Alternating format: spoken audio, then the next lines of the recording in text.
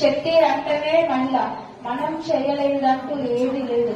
ఎందుకంటే ఈ ప్రపంచం సృష్టిస్తుంది మనం కంటేనే ఈ పిల్లలు వస్తున్నారు, మగ పిల్లలు గాని ఎక్కడైనా గాని ఏ రంగంలోనైనా. ఇప్పుడు ముందు కాలంలో ఒక మహిళ ఇల్లు దాటి బయటకు రావాలంటే ఎన్నో కట్టుబాట్లు ఉండేది. కనీసం నోరెత్తి ఇంట్లో కూడా మనకు పుట్టిన బాబుకి మనం పేరు పెట్టుకునే స్థితి కూడా లేకపోతుండే. దేంట్లో గాని మనకు సమానత్వం అనేది లేకపోయింది. కాకపోతే ఇప్పుడు ఆ పురాణాల్లో నుంచి ఇప్పటి వరకు రాణి ఝాన్సీ లక్ష్మీబాయి గారిని చూసుకోండి. ఆవిడ తన భర్త చనిపోయిన తర్వాత ఒక రాజ్యాన్ని బ్రిటిషర్స్ నుంచి ఆమె కాపాడడానికి ఆమె ప్రయత్నించింది. అలాగే కల్పనా చావ్లా, ఇందిరాగాంధీ మొట్టమొదటి మహిళ ప్రైవేట్. కాబట్టి మహిళలు చేయలేనిదంటూ ఏది లేదు.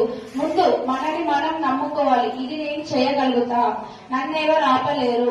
ఒకటి ఉంది, మనము ఒక స్త్రీ తలుచుకుందంటే మొత్తం ప్రపంచం అంతా ఒక్కటైనా గానీ మనని ఆపగలిగేది ఎవ్వరు లేదు. మన మనసులో మనం అనుకోవాలి, నేను ఇది చేయగలుగుతా, నేను ఇది చేస్తా. వస్తాయి అడ్డంకులు, చాలా వస్తాయి. ఇంట్లో మనని కన్న తండ్రి నుంచి మనం చేసుకున్న భర్త నుంచి బయట వెళ్లే ప్రతి దగ్గర ఇది మీకు అవసరమా, మీరు ఇంట్లో కూర్చోవచ్చు కదా అంటారు. లేదు, మనం ఇప్పుడు ఉంటుంది 2025వ సంవత్సరం. కాబట్టి ప్రతి తల్లిగా మీరు ఫస్ట్ మొదటి స్టెప్ తీసుకోవాలి. నా బిడ్డని నేను తప్పకుండా చదివిస్తా.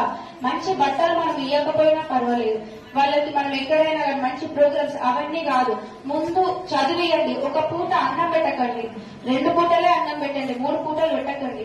2 పూటలు అన్నం పెట్టైనా గానీ వాళ్ళని చదివించండి. మీరు ఏది సంపాదించినా అది తాకట్టు పెట్టి పెళ్లి చేయడానికి జమ చేస్తుంటారు తల్లిదండ్రులు. బిడ్డ పెళ్లికి అమ్మేసి పెళ్లి చేస్తారు. పెళ్లి కూర్చోకండి, చదువుపియండి. మీరు వాళ్ళ కాళ్ళపైన వాళ్ళు నిలబడ్డారంటే వాళ్ళకి ఆ ధైర్యం అనేది వేరే ఉంటాయి. అవునా, ఇప్పుడు డాక్టర్స్ ఉంటారు, ఇంజనీర్లు,